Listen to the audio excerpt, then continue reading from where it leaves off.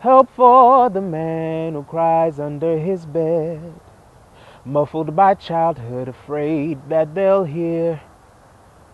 Help for the man who has fallen so much he resolves to stay down and make it his home.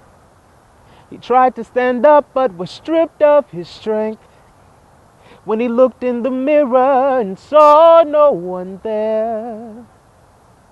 I know a million men that could sing this here tune. Help for them, Father, and grace for the brood.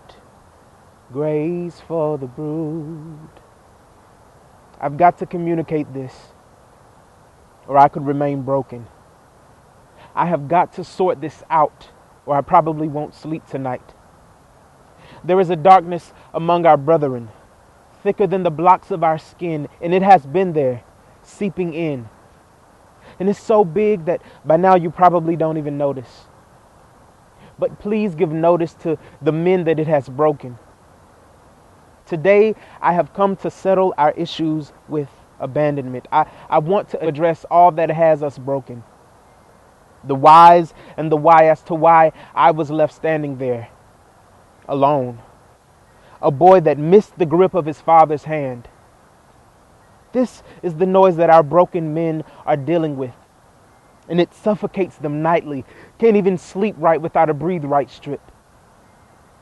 And no, this is not another ode to black men. And this is not a discussion on how to become more manly. Rather, what issues have made whores of men, stale to the core, parading around in cracked wineskin? That is not an okay way to live. So I hope you're listening. No, this one's got every color, age, and pedigree written on it. So please, don't act like this does not matter. Don't let shame make stick men out of you. I myself have to address these issues, or else I could remain broken. So, here I recite the words that form from the fatherless bones of broke men. Pornography, addiction, drugs, anger, abandonment, oversexuality, womanizing, crack house, whorehouse, gambling, masturbation, molestation, temptations, doubts, personal failures, penniless at best, financially reckless, and please excuse how I abuse Webster and his letters. But this was the best method that I could come up with, seeing as how I am not used to giving birth to loads that I should not be carrying. So I open me up so you can see these sections of men, gangbangers, rapists, murderers, takers, and let's not forget the religious screw-ups who will make the worst of any name and create any vain, idolatrous thing just to salve the hearts that lie inside them broken. Besides Jesus, please, these might just be the realest words that I have ever spoken. Today, I have come to address our issues with all that has left us broken.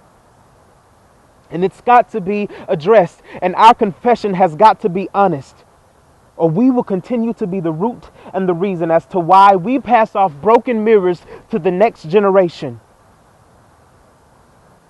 We are brutes. We are sinners. We are brutes, and the real root of it all is a sickness called fatherlessness. Help for the proud who walks in his own way. Help for the men who misfather the babes. Help for the babes who grow up in a cage. And help for the boys who think a cage is okay. Help for the man who eats more than he should. Help for the happy who's more depressed than he looks. And help for the devastated who has seen men walk away. He searches for Father in them, and then with men he lays.